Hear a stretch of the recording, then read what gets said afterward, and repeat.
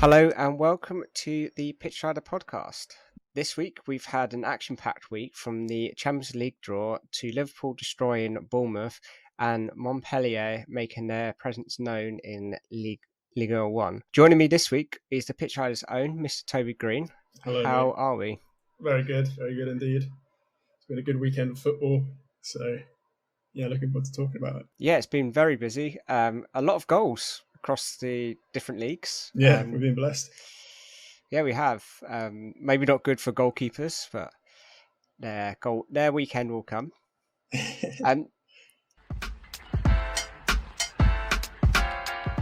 Should we get straight on to the news segment? So the biggest news coming out of this week is we've had the Champions League group stage confirmed. So the different groups. Quickly go through the different groups.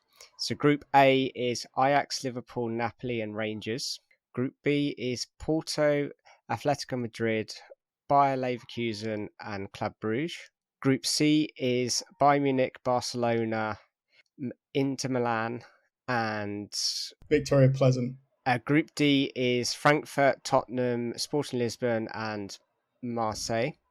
Group E is AC Milan, Chelsea, FC Salzburg and Dynamo. Okay, is it Dynamo Kiev? No, it's Croatian Dynamo. Croatian Dynamo, there you go. Group G is Man City, Sevilla, Borussia Dortmund and Copenhagen. Group F is Real Madrid, Leipzig, Shakhtar Donetsk and Celtic. And Group H is PSG, Juventus, Benfica and an Israeli team. Maccabi Haifa. Yes, from Israel. Yeah. Very, very interesting groups. Yeah. What do you think of the pick out of that draw is? I think Group C, Bayern, Barca and Inter, Victoria Pleasant as well to be bullied. But yeah, what a matchup. Barca versus Bayern again. Obviously, Barcelona missed out last year on the tournament. And not too long ago, they lost 8-2 to Bayern Munich. So that'd be a good matchup. And Inter Milan as well. Have been quite good recently in the domestic league. So it'd be interesting to see how well they can do in this Champions League season. But yeah, what do you think? What do you think as a Chelsea fan of your group? Yeah, I think as a Chelsea fan, the only real hard team we've got is AC Milan. And I'm pretty sure once we're more sort of comfortable with the players and our starting lineup, we could settle in and we could easily win that group. But I mean, yeah, elsewhere, PSG Juventus looks a good matchup, especially if Juventus decide to turn up. But you would expect PSG to basically win that group. Yes, I agree with you that one. Yeah, Liverpool's group sounds quite interesting as well, with Napoli as well, and Ajax, and also Rangers. And no club really wants to go to play like a team like Rangers with their home crowd. A bit similar to Celtic as well. Probably a decade ago now, Celtic played Barcelona and beat them at home 1-0. So yeah, it's always difficult to go to those Scottish clubs with a fierce fan base. Yeah, Man City have got Dortmund in their group, which was a matchup from last season. Obviously, Erling Haaland is on the opposite team this time. So you'd expect Man City to dominate them and this group and just he's breezed through. But yeah, it looks like it's going to be interesting, especially Group C. Yeah, it's going to be big matchups from day one. Yeah, and I don't really have a horse in this race, but I'm going to find a lot of enjoyment watching these matchups. There's a lot of teams that you might not even expect to be there. Rangers being the first time in I don't know how long, maybe 10 years or so that they've been in there. Same with Celtic. It's been a while. And yeah, very interesting to watch this come around soon. I'm not sure when the first fixture is due, but I believe it's probably middle of September. Yeah, I think in a few weeks. Yeah, no, it's actually next week, 6th and 7th of September, match day 1. Oh, lovely. So, yeah, I think it's a shorter. I think it's only 9 weeks rather than the 12 weeks. So, it'd be coming thick and fast because of the upcoming World Cup. But Yes. Elsewhere, we've had the Europa and Europa Conference Leagues, which you're going to take us through quickly. Yeah, absolutely. In Group A, we've got Arsenal, PSV Eindhoven, Bodo Glimt, and FC Zurich. In Group B, Dynamo Kiev, Stade Rennais, Fenerbahce, and AEK Larnaca from Cyprus. In Group C, it's AS Roma, Ludogorets, Real Betis, and Helsinki. In Group D, it's Braga, Malmo, Union Berlin, and Union Saint-Gilloise. 2 unions there. In Group E, we've got United, Real Sociedad, Sheriff Tiramisu, and Omonia from Cyprus as well. In F, Lazio, Feyenoord, Midtjylland, Sturm Graz. In G, Olympiakos, Karabag, Freiburg, Nantes. And in H, Svedsta, AS Monaco, Ferencváros, and Trabzonspor. So yeah, whenever you go and look at Europa League, you always think it's a bit of a geography lesson. Just wait till you get to Europa League conference, and that's a real education right there. But yeah, in terms of I guess the favourites, which would probably be Arsenal, United, and maybe Roma to an extent. Interesting lineups. Arsenal against PSV, that might be a tough test, but they should sort of walk that group. And United got Sociedad, and obviously Sheriff, who were in the Champo last year and beat Real Madrid at home. So it might be a slight, I wouldn't say it's a tough draw, but yeah, Sociedad might put up a good fight. And for Roma, I guess Betis would be their nearest competitor in that particular group. What do you think, Joe? Any team stands out? I think you're going to have to give it to United and Arsenal to try and progress well in this competition. Obviously, United have dropped down from the Champions League compared to last season, and Arsenal weren't in any European competitions. So it'd be interesting to see how these two teams get on. And I believe they both got very far last time they were in this competition. United even get to the final. So it'd be interesting to see whether it can be an English team that wins it, or whether it's going to be Roma coming up from the Conference League when they won it last season, or is it going to be something where an unknown team, which is probably not favourites, going to win it? So it's going to be an interesting. Yeah, and you got to remember as well the teams from the Champions League that will get knocked down into this competition.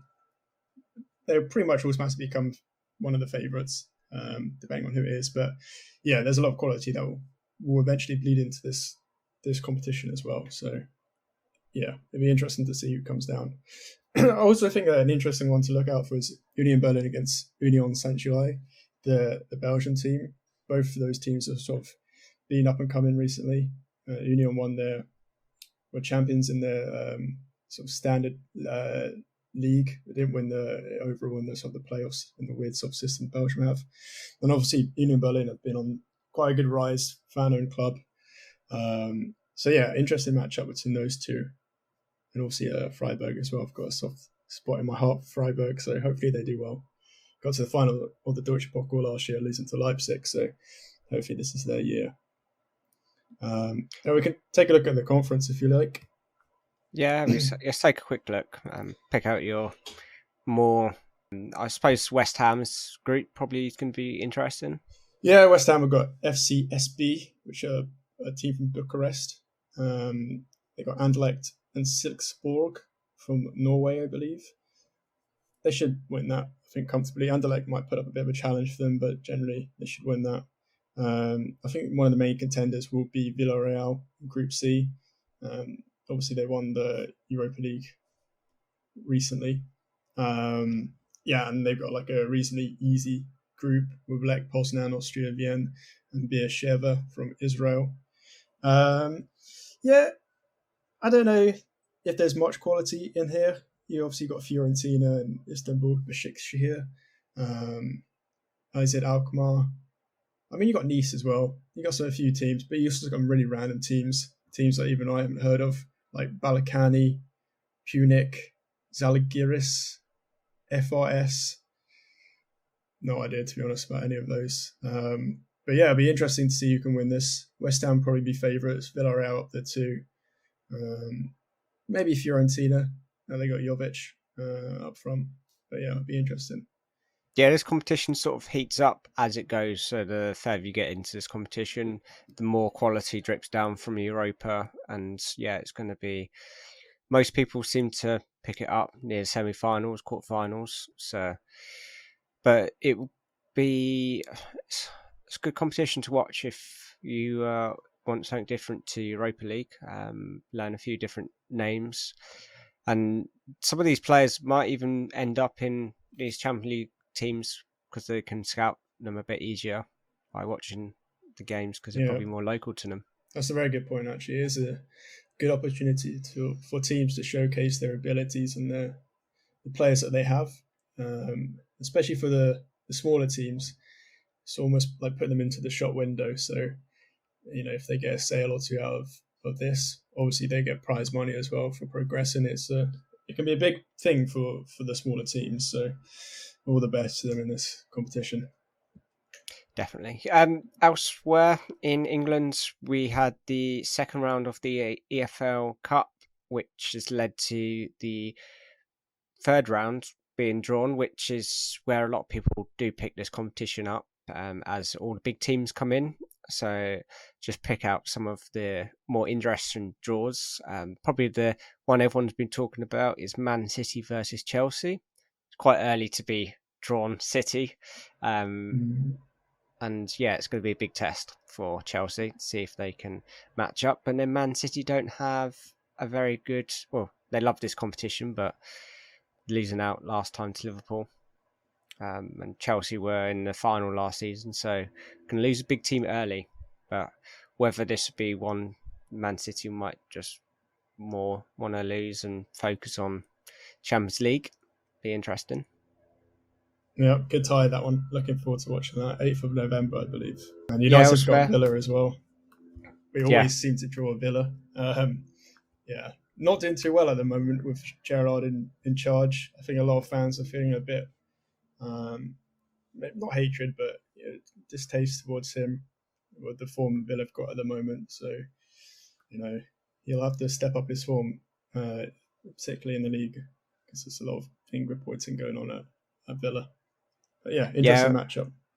There's a few elsewhere. You've got Arsenal, Brighton, Newcastle, Palace, Nottingham Forest, Tottenham. They're probably the biggest. Wolves, Leeds, Bournemouth, Everton. It's quite interesting matchups for a third round of this cup. Don't know whether it's been fixed to make it a bit more interesting because this is a cup not many people care about. Yeah, perhaps. I mean, I'm trying to see if there's any sort of lower league teams left in it, and there's a few. Like Crawley, they're in it. They're playing Burnley. Newport are playing Leicester.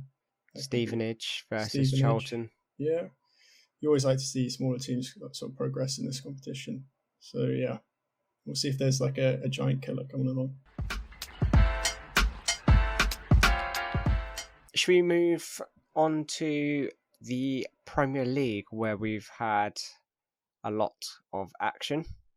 I'll quickly run through the games that happened this weekend, starting with Manchester United versus Southampton. Bruno Fernandes scores to give United their second lot of 3 points. Everton Brentford ended up 1-1. Brighton beat Leeds United 1-0. Chelsea beat Leicester City 2-1. Liverpool thrashed Bournemouth 9-0, equaling the Premier League record. Man City came back from 2-0 down to win 4-2. Arsenal beat Fulham 2-1. Aston Villa lost to West Ham 1-0. Newcastle Wolves ended 1-1.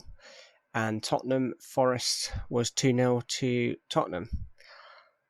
Where should we start? I think Liverpool's probably the bet. Yeah, let's go there. Might as well. I mean, it's the big one. And I'm just surprised that it wasn't Southampton on the other side of this 9-0 defeat for once. So, yeah, bit of a mix-up. But, yeah, interesting game. You can just totally see how the difference in quality between Liverpool, who admittedly haven't had the best starts to the season. I think it was the worst start to the season in 40 odd years. But you can see the real difference in quality between Liverpool, who should be title contenders, and Bournemouth, who are a championship team at best. From the very get go, Liverpool were attacking, and Bournemouth had no answers. And I think that they're definitely favourites to go down, Bournemouth. I think we said that prior to the season kicking off. But if you don't strengthen at all and bring in any Premier League quality, this is what happens. And I can't see it getting any better, to be honest, for Bournemouth. They're really lacking any sort of Premier League quality, particularly in defence, actually throughout the whole team. But, you've got to give credit to Liverpool on this one. Absolutely dominant. I want to say, in particular, to Roberto Firmino, had a phenomenal game. 2 goals and 3 assists. Dominant. Earlier on in the window, there were reports maybe he'd be off to Juventus, but it just shows how important he is still as a player, how much he can impact games. Yeah, and a lot of things said about the Liverpool midfield recently, how maybe the balance was a little bit off with having Henderson, Elliott, and Milner, but now they brought in Fabinho, definitely helps to shore up their midfield. And generally, they just played really well in the whole game. It was nice to see Carvalho as well coming on and getting a goal, the youngster. Yeah, the only thing I want to mention is the Bournemouth keeper. He didn't really do anything wrong. He was just beaten 9 times. Yeah. Which normally in these it is sometimes the keeper's mistake, but yeah, he didn't seem to do anything wrong, which is quite surprising for when you come 9-0 down, and maybe if you did make a few errors, it could have been even more. Yeah, I agree. But then that just shows that it's the whole team, the whole collective that is the issue. And then afterwards, we saw Scott Parker looking incredibly dejected. Yeah, he said basically it was the most painful day of his career. And unless they add the quality, his side will be Premier League fodder, which is true. They need to be back. They need to bring in players. And then they brought in Marco Sensi from Feyenoord, the Argentinian centre-back. But really, they did most of their spending last season to sort of get pushed up into the Premier League. I don't know how much money they have now to upgrade the team. But it must be worrying for Bournemouth fans. It's going to be an interesting season, but yeah, I think most people said that last season that they were probably top of the championship, but yeah, and they didn't have a Premier League team near the end, and they would need to make signings, and it doesn't look like they've done that, especially with only a few days left in the transfer window. Yes, it's not looking good. And I know me and you had a little bet prior to the start of the Premier League beginning. We betted on which manager is going to be sacked first. I went for Lampard, and you went for Parker. Maybe your bet was a little bit more sensible now, looking back. But who knows? Maybe the ambitions of Bournemouth. Well, obviously the ambitions of Bournemouth would be just to survive in the league. So you never know. There's a long way to go, and they might still achieve that. But yeah. Just on your point there with the managers like going to get sacked. It's probably the favourite at the moment. It's probably Gerrard, I believe. I'm with you with that. It does seem very likely that. Well, I wouldn't say very likely he's going to get sacked, but yeah, the way that his team's been performing, especially after how much they've been backed in the window. I know they lost Diego Carlos. It's quite a bad injury, starting centre back. But regardless of that, they still have a lot of players of quality, and they should be a lot higher up than they actually are. So yeah, we'll see if Gerrard gets the chop. The next game I want to mention in the Premier League is the Man City Palace game. It looked like it was going the same way as it did last season. Palace getting 2-0 victory, and they went 2-0 up in the first half from Stone's own goal and a goal from Anderson. But yeah, Man City just came out second half, different team, and scored 4 goals. Haaland getting a hat-trick, first Premier League hat-trick for him. And yeah, first goals at the Etihad. Yeah, crazy game. I was so shocked at halftime just seeing it, the result. I think Joachim Andersen looks like a phenomenal centre back, and what a signing he has been for the club. Obviously, he got Nunes sent off as well, so he looks like a right hand for both ends of the pitch. But yeah, obviously City's quality is immense. I think, aside from Haaland, who did phenomenal well, Bernardo Silva was excellent. He's the one who sort of kick-started the comeback. It looked like a real spark that he brought. And obviously Haaland, we know his qualities. I did say in that one of the other podcasts that we did that he's maybe slightly limited in this sort of build-up play and what he can bring to the team sort of as a whole. But what he specialises in is putting the ball in the back of the net, and there's very few players at the moment who are better than him. And if he can score hat tricks like this, I don't think it really matters too much how many touches, how many passes he gets. Good result for City. City have never won actually a game that they've been 2-0 down at half time. So yeah, another good record for Guardiola. And last thing I want to mention about the Premier League is something that's probably got a smile on your face. Man United's turnaround. Since we last recorded this, you've got your 2-0 victory, 2-1 victory against Liverpool, and then you've got your 1-0 victory against Southampton, which now gives you 6 points and moves you 8th in the league. So you're back in the top half after many people had doubted United. Well, I would say in this particular game, Southampton were really good. And if they had the ability to finish, it probably would have been a different scoreline. I thought Bella Chotchap, the German centre-back that they bought from Bochum, was phenomenal. He actually had quite a good few runs for a centre-back and a few opportunities to shoot, but unfortunately missed. But the goal that United did score was a beautiful team goal involving like Alanka and Dello, who crossed it to Bruno Fernandes, who took it on the volley straight into the bottom left corner. Phenomenal game. It's a phenomenal goal. And Casemiro came on in the 80th minute, so it was nice to see him. It's sort of a sign of what is to come. Obviously, he'll be a starter probably in the next game. So in this particular game, United had the majority of the possession overall, but at times were a little bit all over the shop. So it'd be nice to see Casemiro come in and sort of put in some control. Just in terms of Southampton, though, they almost got it by the dying ends. Sekou Mara, the French 20-year-old striker, came on and almost scored a wonder goal. But it was cleared off the line. He looks like an interesting player to watch out for. But I think in terms of Southampton's season, yes, they did invest a lot in youth, but their youth's playing pretty well at the moment. Romeo Lavia from City did really well in midfield. And also Gavin Bazunu, the Irish keeper they brought from also City, with a great loan spell at Middlesbrough last season. He made, I think, 3 or 4 phenomenal saves. There was one point where United were on attack and they had 4 shots cleared, either by blocks or saves. So there is resilience in this Southampton team, and I don't think they'll be surefire team to sort of be relegated. I think they will put up a good fight, and if they can really sort of click, particularly in the scoring department, I think they'll be okay this year, and I think they'll stay up. But yeah, we'll see. Yeah, it's going to be a long season for them. But yeah, it's going to be.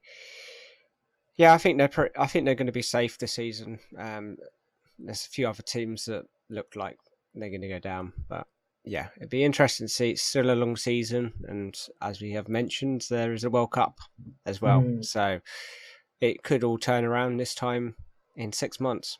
So keep tuned, and we'll keep you updated. Elsewhere in Europe, we've got the Bundesliga. So it's been a few good matchups in the Bundesliga this weekend, especially Bayern Munich versus Borussia Mönchengladbach, which I believe was the old Klassiker. Yeah, it's one of the most historic matchups in the Bundesliga. Bayern Munich against the Foals, as they're known. Very interesting game. It looks like Bayern had a lot of opportunities and chances. However, Gladbach had someone called Jan Sommer, who broke the record for most amount of saves in a game with 19 saves, quite literally saving the team from a defeat. But 19 saves, that's insane. And in the window, which is still going on, early on in the window, he was linked to a move to United to become sort of their backup rotation keeper. So yeah, you can see how much quality he has, and phenomenal record, phenomenal achievement for him. And they ended up getting a 1-1 draw with the Bavarian club. Leroy Sané got the goal, and Marcus Thuram got the goal for Gladbach. Yeah, and it stopped Bayern Munich in their wake, and I believe Mane had a goal ruled off for offside. I think he had two ruled off for offside. But yeah, it's shakes up the Bundesliga a little bit in this. Yeah, at the moment it's Union Berlin top with Bayern Munich, both on 10 points. After Union Berlin won 6-1 against Schalke. And obviously Union lost their main attacker, sort of their best player this season, to Nottingham Forest, Awoniyi. But it doesn't look like they've been affected at all. Quite dominant 6-1 victory. Gerardo Becker as well, the Suriname striker, 4 goals, 2 assists in 4 games. And I think I mentioned before Jordan Piatek. He's been in incredible form as well for the club. So yeah, interesting. Maybe not like a title contenders, but who knows? It'd be very nice to see another team compete against Bayern Munich for the Bundesliga title. Well, Union Berlin are now in Europe, I believe. Is it Conference League? No, Europa League. Europa League, yeah. So it'd be interesting to see how they do this season. Yes, absolutely. Obviously, they're fan owned as well, so all the credit to them on their sort of a rise up through the ranks. Their fans actually built their own stadium with manual labour, and they all volunteered to do that because they needed to up the capacity when they got into I think it was the 2nd division at the time. So yeah, amazing story behind the club. And on the same day, Bayer Leverkusen broke their duck. They hadn't won a game in 3 games, and in the 4th go, they're trying. They won 3-0. Got 2 red cards in the game though. It happens. 2 of their goals came from Jerome Frimpong, who formerly was a Celtic player. He's a sort of a wing back. But yeah, they've been absolutely awful this year. So even with the 2 red cards, I think they'll be happy with getting the results. And also, I wanted to mention my Ballon d'Or contender, Christopher Nkunku, is having a great start to the season. Yes, again, 4 games, 4 goals. Love the guy. Will you love him when he's rumoured to come to Chelsea next season? Time will tell. Yeah, we'll see. Elsewhere, you've got you had Werder Bremen versus Frankfurt, which ended 4-3. Frankfurt scored. Yeah, he scored the first goal to put Frankfurt ahead, and then Werder Bremen scored 2, so it was 2-1, sorry. And then Frankfurt scored another 3 goals, so it was looking like a 4-2 defeat. And then Werder Bremen got a penalty in last minute and scored it, which was a nice penalty actually, pretty composed. And ended 4-3. Very end-to-end game this. Either team could have won this, but went Frankfurt's way in the end. And obviously Werder Bremen last season were in the 2nd division alongside Schalke, so back up in the top division now, with a real fight on their hands. And unlucky to sort of come away with 0 points from that game. Yeah, they were, unfortunately.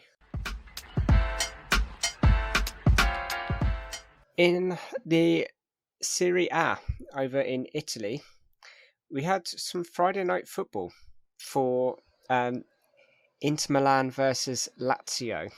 Lazio won this 3-1, which was a big shake-up for an Inter Milan side that have strengthened well and they're still title favourites, but yeah, Lazio, a team not many people would have had in this fight, have done Inter Milan, which I believe they did them last year as well.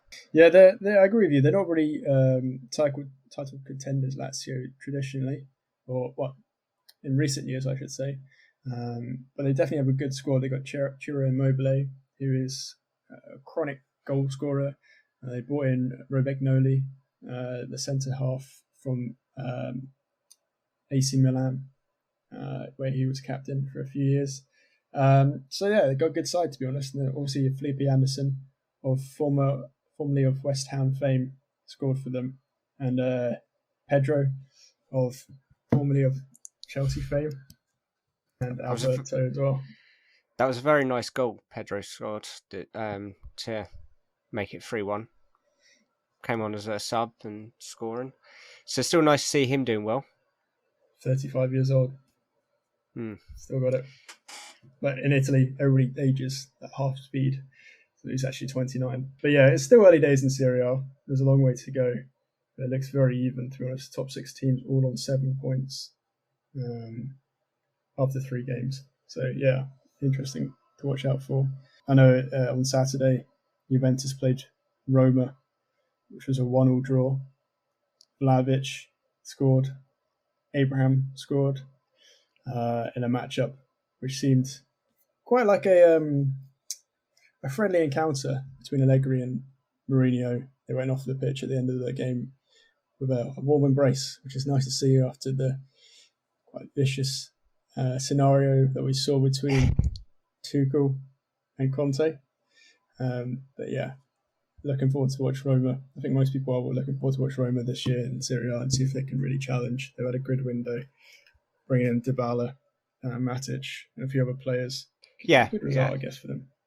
Yeah, but it's that game. It's quite an early game to have this sort of fixture because you always put Juventus up the top in the fight for Serie A, and also Roma are up there now as well, making their comeback under Mourinho. So yeah, it was quite a big game, and for it to end 1-1, it was looked like it was fair result for both teams actually. In Serie A, you got a lot of teams who could, in theory, win the league. Napoli, Milan, Juve, Inter, maybe on the side, Roma, Lazio, and Atalanta all have the capabilities to do so. Obviously, it's a long season. Who knows what's going to happen? But yeah, it's definitely a good league to watch out for. And then AC Milan won 2-0 against Bologna as well. Their new signing, Charles de Ketelaere, hasn't really done too much in terms of statistics wise and goals and assists. He's only got 1 assist in 3 games, but just watching him, he looks like a real handful.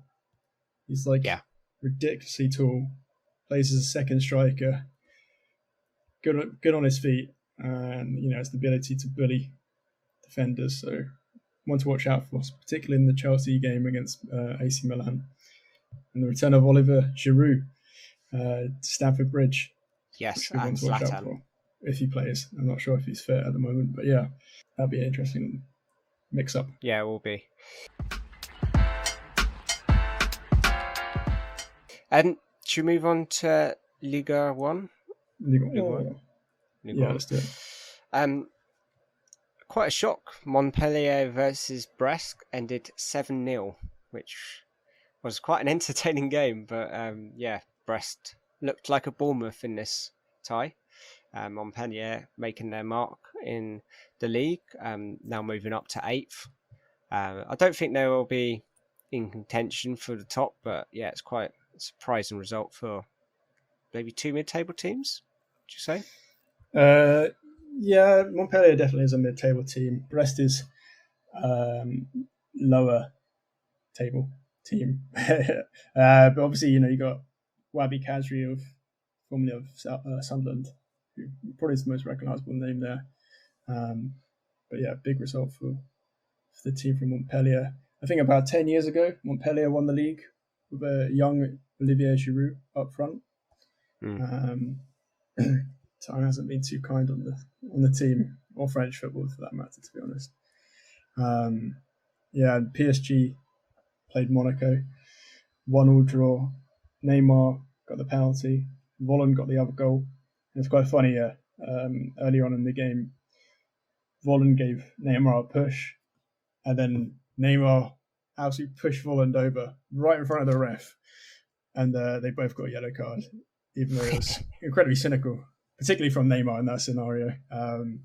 It's the kind of fiery character he is. And then he acts like the victim. Once he pushed someone over, he's like, "What, me?" But points dropped for PSG is, I wouldn't say it's dire, but it's really not great for them. They're level on points with Marseille and Racing Club Lens, all on 10 points at the top of the table after 4 games at the moment. Yeah, it'd be nice for that league to be a bit closer. A lot of people don't really watch this league just because it's PSG dominance, but there is sparks somewhere sometimes. It is Monaco won it recently, Lille won it recently, so it's becoming more of a even league, not just dominated by one team. But yeah, it still needs a few more teams to be able to compete with, like even Serie A.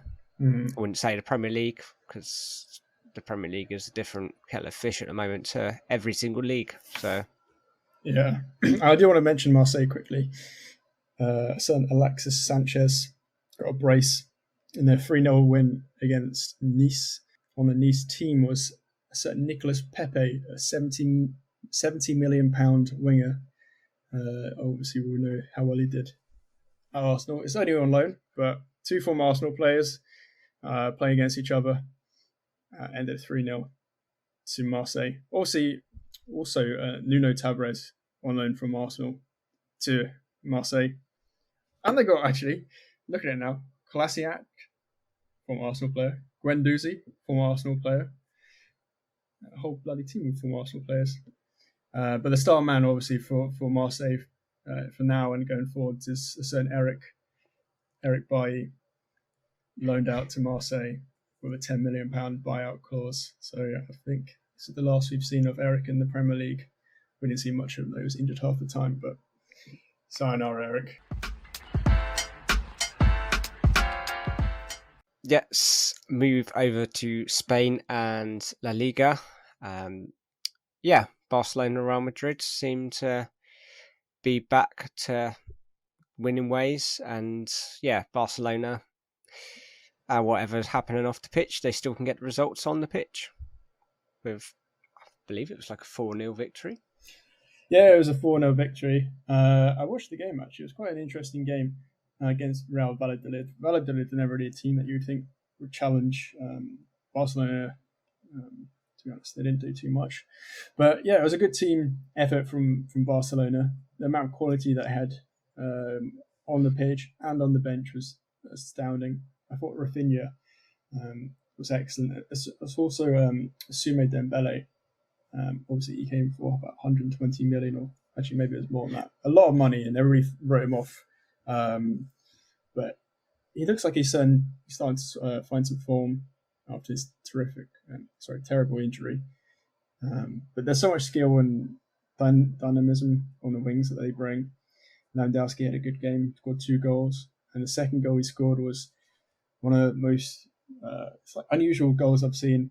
Running straight at the keeper and somehow back-heeled it, even though he's facing the goal. If that makes sense. It's one to watch, and sort of rolled past the keeper. And obviously they've been able to register Jules Koundé. I don't think that was too much of an issue in the end. But yeah, the whole quality in the Barcelona team is phenomenal. But I was just watching the game and thinking, there's not really much pressure on the team by Valladolid. Nobody was pressing, really. They were just sitting back. Barcelona could walk around the pitch half the time. It is like not the best preparation for Champions League, playing sort of this style of football. It is, when they come against like Barcelona and Atletico, that is when we'll really see how good Barcelona is, how tactically astute Xavi is. But yeah, I think there's still question marks around the team. Yeah, I think They're remind me a bit of United, where they've got a lot of individual players, and whether they'll be able to come together and actually do well against big teams, it's gonna take time to see. Obviously, last year they got dropped out of the Champions League and didn't go on to win Europa. So we'll see if they're still there and whether whatever's happening off the pitch will have an effect on how they go forward. But yeah, their main title rivals, Real Madrid, won 3-1 over Espanyol, with Vinicius Junior scoring and then Benzema getting 2.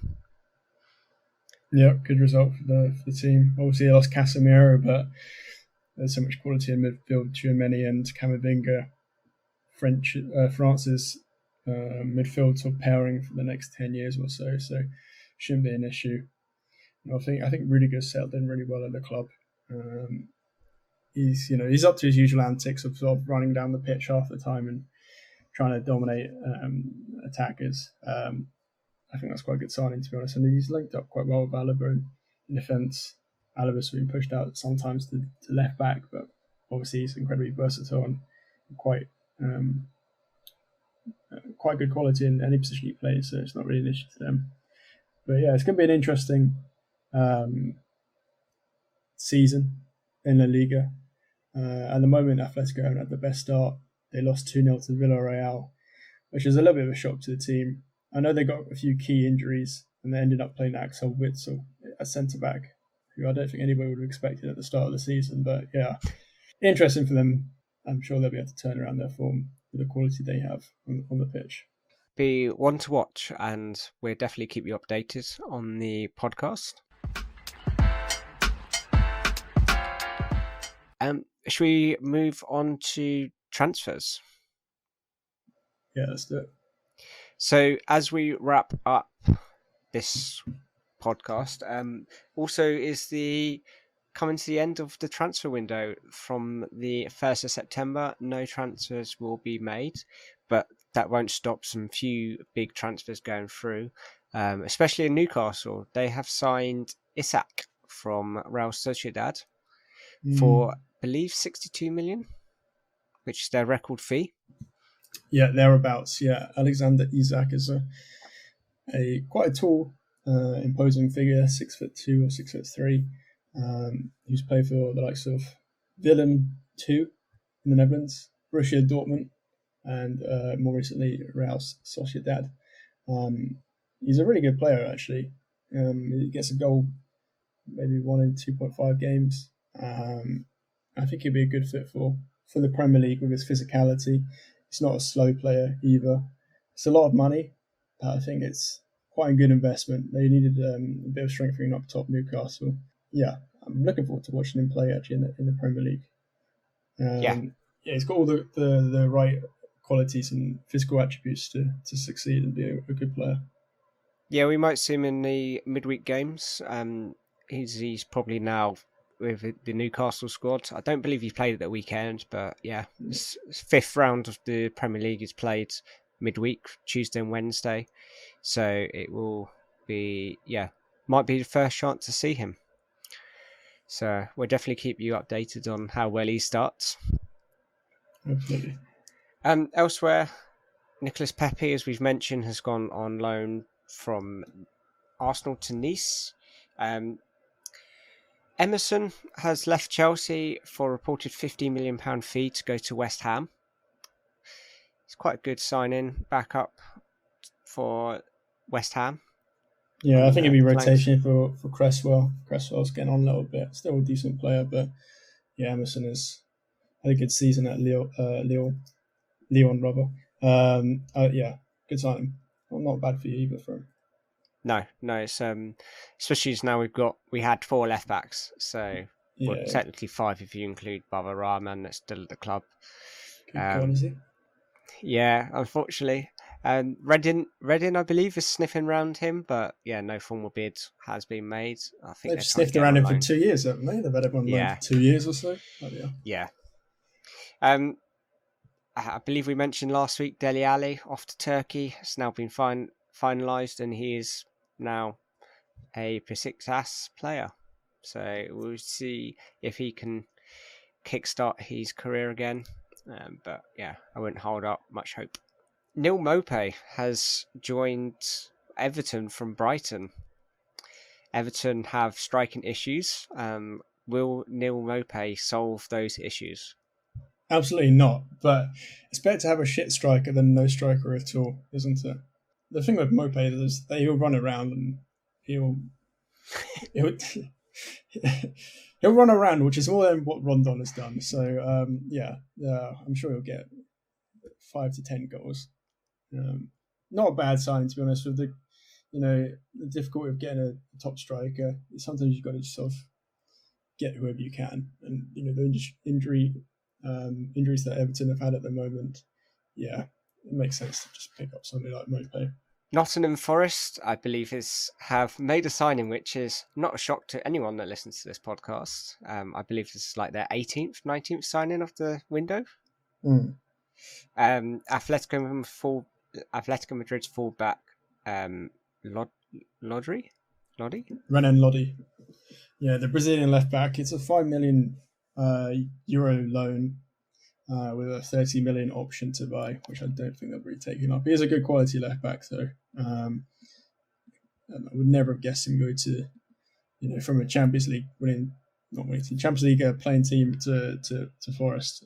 But yeah, all the best to him. They also just signed Willy Bolly as well from Wolves, taking up to 19 transfers this window. Madness. Yes, but it seems to be working at the moment. 14th in the league. I mean, they've had a few. They looked okay in certain games, and then they've looked shaky. So, it'll be time will tell. See how well they do, and whether making all these signings was the correct decision. Well, it sure is interesting. Yeah, for the neutral. As again, a rolling theme is Wesley Fofana to Chelsea. But this is actually making progress for once rather than stalling. Chelsea making a bid and it getting rejected. I believe reported around 70 million. I believe 70 million pounds has been agreed, plus add-ons. I believe he is currently in America as of recording this, having his medical under Bowley. Won't be available, I believe, for Chelsea's game tomorrow, but he will potentially be available for the game at the weekend. But yeah, against Southampton. Yeah, Southampton is Tuesday. Oh, okay. Yeah, big money. Not quite eclipsing the money spent on Maguire to be the most expensive centre back, but I think it's going to rise to about £75 million in total, which is a lot of money. He's a young player though with a lot of potential. I think the amount of money that is becoming the norm to spend on players like this is it's going crazy, to be honest. 70 million is probably like the old 30 million or so. But yeah, Leicester didn't want to sell him for anything less, which is well within their rights. He's a great asset for the club. It'll be interesting to see how he transitions from a 4 to 3 at the back if they do play that with him, which I'm sure Chelsea will. But he's got all the qualities that you'd expect from a promising centre back. Pacey, intelligent. Not exactly the final product yet. Still got a lot of development to do, but yeah, a good signing, I think. United are splashing big money on Ajax winger Anthony.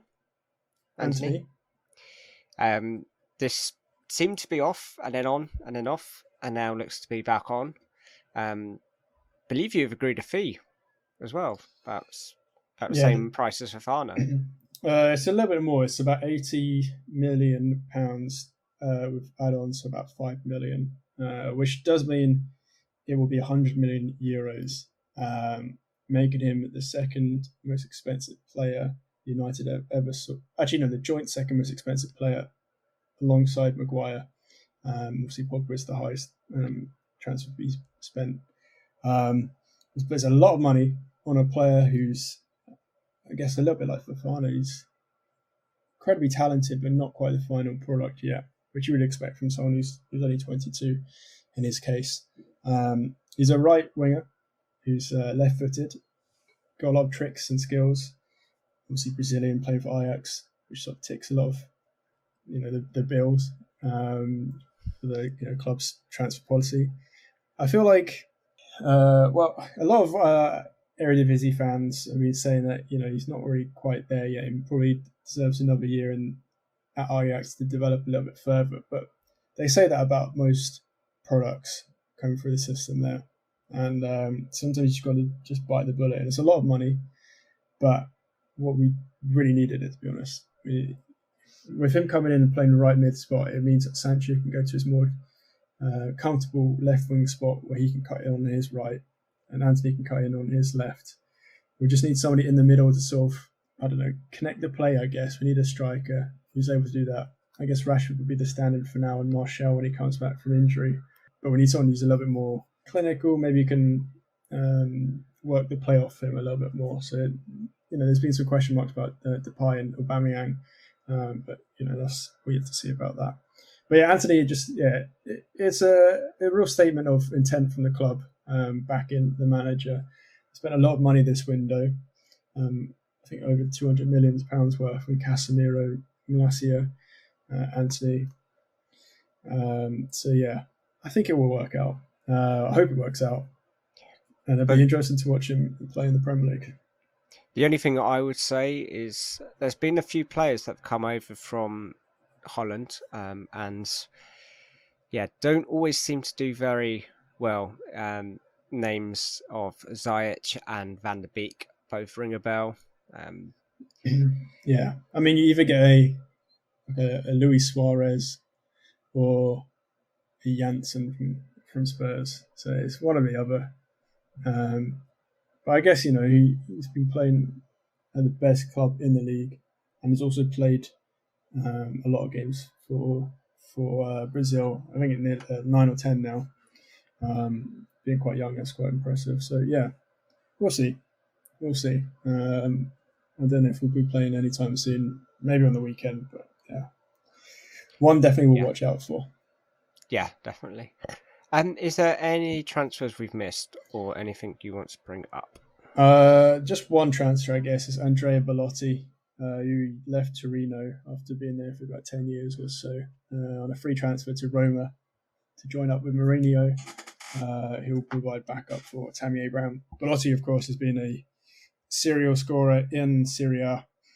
Hasn't been great for Italy, even though he's played quite a few games for them, around 40 or so. But he's got about 1 goal and 3 in Serie A, so it's a very sensible signing from the club. And one to watch out for, and probably it'll help Mourinho and Roma in their sort of challenge for Europe and the Serie A title. So, as I've mentioned a couple of weeks ago, in the background, we are working on a lot of projects, and one of them has finished. As you will probably see by the logo, all our branding has been updated. And also alongside that, we have now an updated website alongside a gossip page, which will be updated weekly. And there'll be a new article as well when this pod goes live with the Big Six's transfer windows looked at. Absolutely. So everybody keep an eye out on the website for the updates that are coming and the article that's dropping soon. Got big ambitions for the whole Pitchsider brand going forwards. So keep an eye out on obviously on the social medias for further news. But definitely a lot more projects in the pipeline. So it's a good time to start joining the Pitchsider. Tell your friends.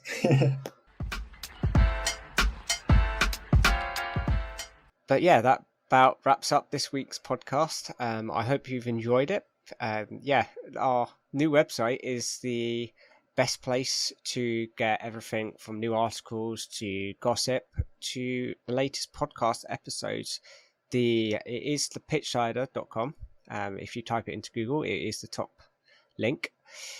We also have transfers. To keep up to date with latest transfers for deadline day will be our socials on Twitter and Instagram, which is the Pitchsider.